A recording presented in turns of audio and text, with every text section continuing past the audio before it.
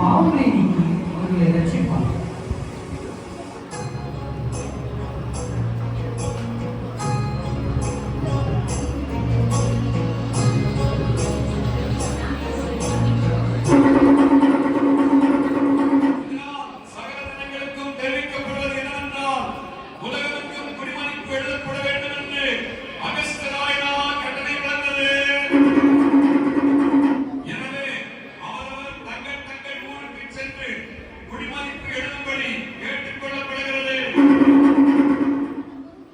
யோசேப்பு தான் தாவீதின் வம்சத்தானும் குடும்பத்தானுமாய் இருந்தபடியினாலே தனக்கு மனைவியாக நியமிக்கப்பட்டிருந்த கர்ப்பவதியான மரியாளுடனே குடிமதிப்பு எழுந்தபடி தாவீதின் ஊருக்கு சென்றார்கள்.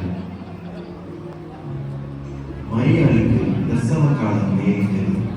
சத்திரத்தில் போய் இடம் தேடினார்கள். என் மனைவி பிரசவ வழியாக எழுதப்படுகிறார். உங்களுக்கு சத்திரத்தில் இடமளிக்கிறதா? இல்லை ஐயா.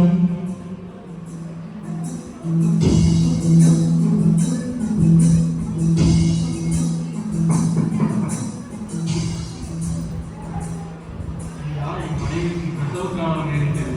உங்களுக்கு சத்திரத்தில் இடமளிக்கிறதா? இடம் காலியாக இல்லையே.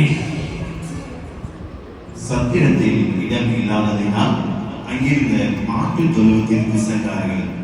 அவள் தன் முதல் பேரான குமாரனை பெற்றெடுத்தாள்.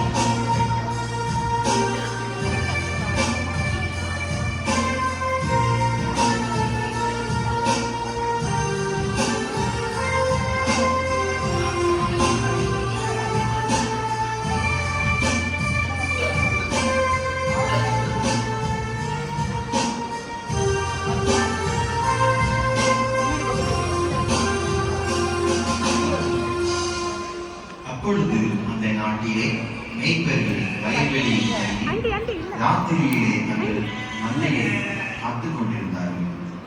அவ்வேளையிலே கர்த்தர்